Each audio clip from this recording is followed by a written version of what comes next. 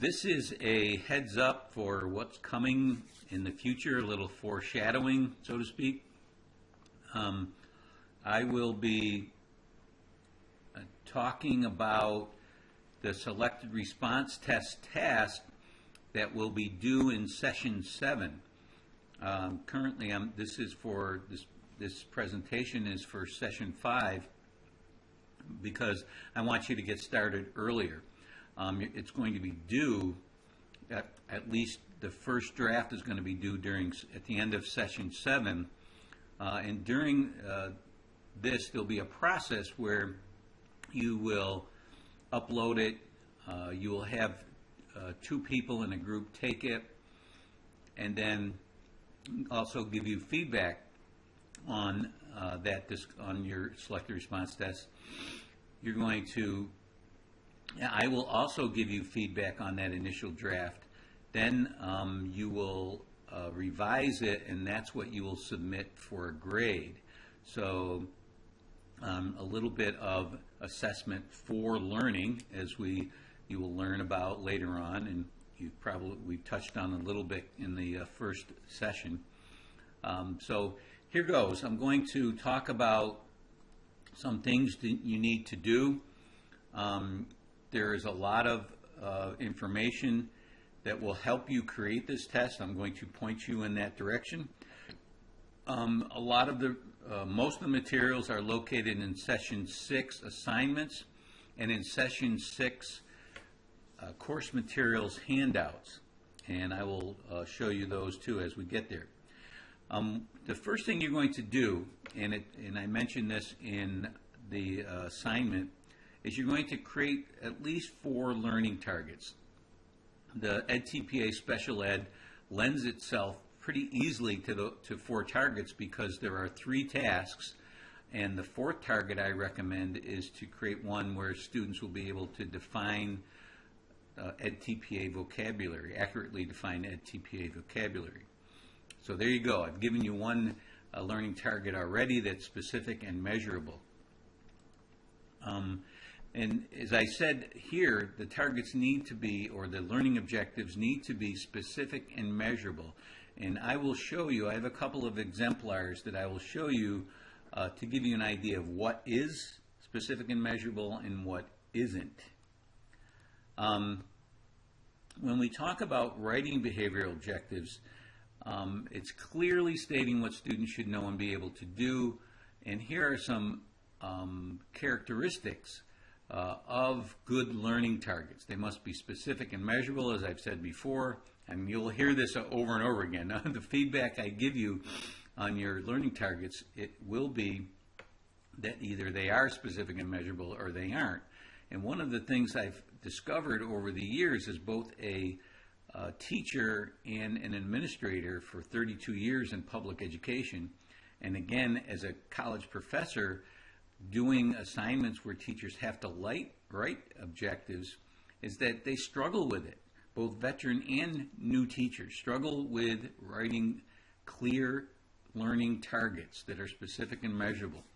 You'll notice here that I say that the verbs must be action-oriented and observable. You have to be able to see students doing it.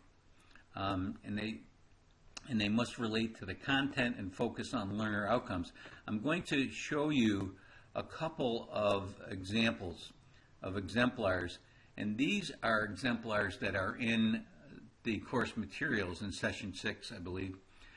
Here you will see this student's learning targets are: student will understand how to give evidence, student will understand planning, student will understand assessing, student will understand professional responsibilities. You see there's no vocabulary target there, which you're not going to lose points for that, but it's something that lends itself well to a selected response test. You cannot observe students' understanding. You have to use action verbs that are specific and measurable, and I have those in course materials. And you can see they're action verbs: analyze, explain, present, save, and they're even broken down into subjects and physical ed knowledge. Okay, this is what most of yours will be. Note, name, match, mark, label, list, imitate, recall, repeat. Those are action verbs that you need to use to write your objectives. So you have these in course materials, a whole list of them.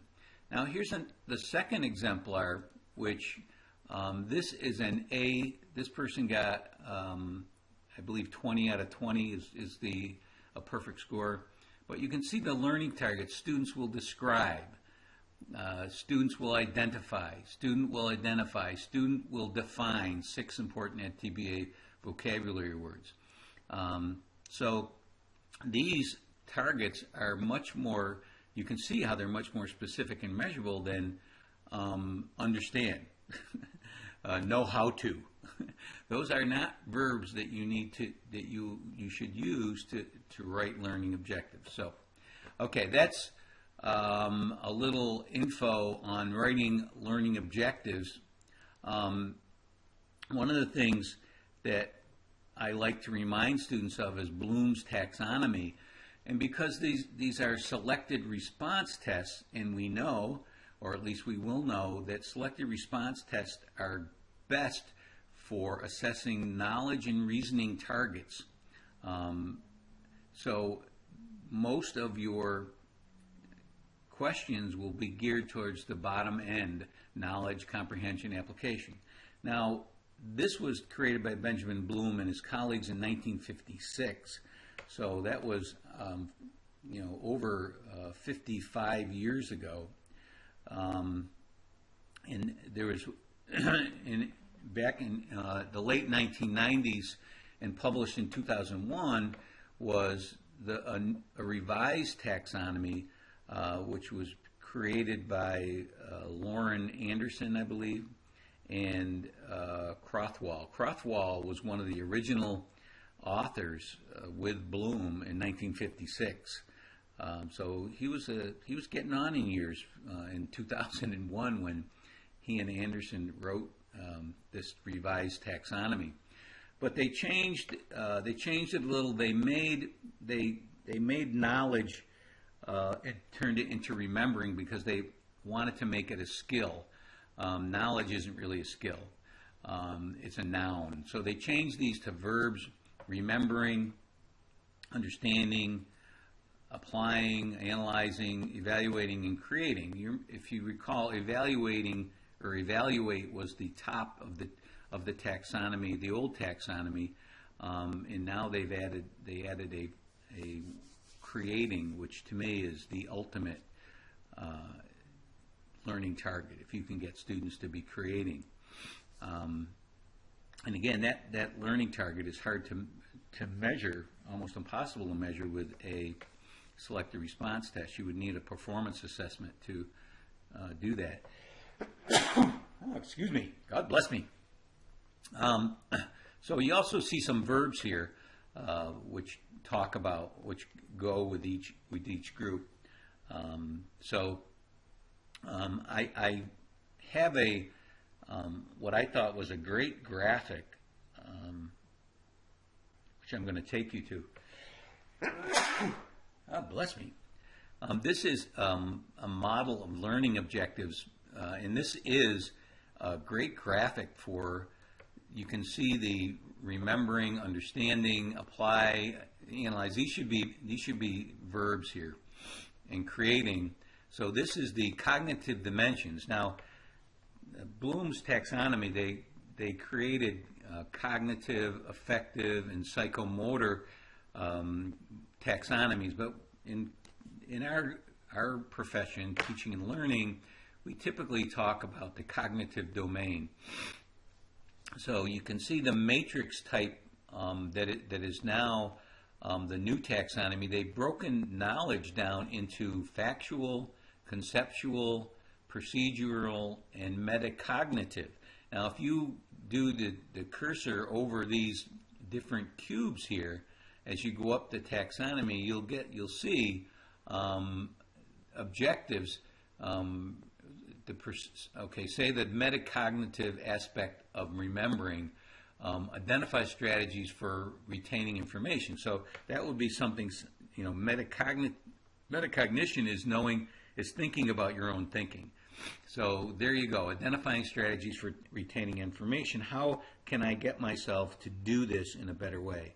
You know, by using mnemonic devices, using song, et cetera, et cetera. So this is a great graphic. So if you just click on, if you look at my PowerPoint and click on the title page, the new taxonomy, that'll bring you to that graphic.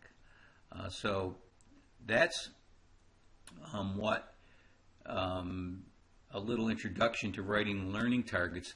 And I wanted to talk about what's available. Now, in course materials, handouts, session 6, there is an article by Bob Kislicks on how to write learning objectives. There's a tips for writing behavioral objectives. I have all these here. Tips for writing behavioral objectives, and you can see it says I've been signed out. But if you click on the link in Blackboard, I have everything in session 6 folder. If you go to session 6, click on course materials and handouts, you'll see here's the EdTPA, which you should download. Chapters 4 and 5 in Chapaway et al., which talks about creating selective response tests and creating a blueprint, a test blueprint. Is this a trick question? Which is a great pamphlet on creating good selective response questions. Here are exemplars. Some are good, some are not so good. Exemplar number 2 is going to be the one that is an A paper, and I'll talk about that. And here's your resources for creating learning targets, which I mentioned in my PowerPoint.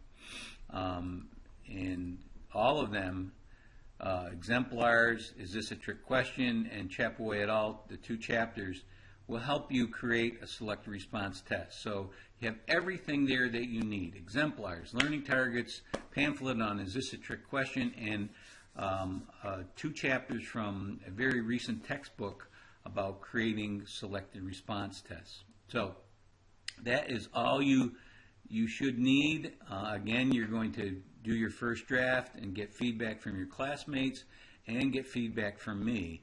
So everybody should be able to get an A+, which you've heard me say before. Okay, that's it.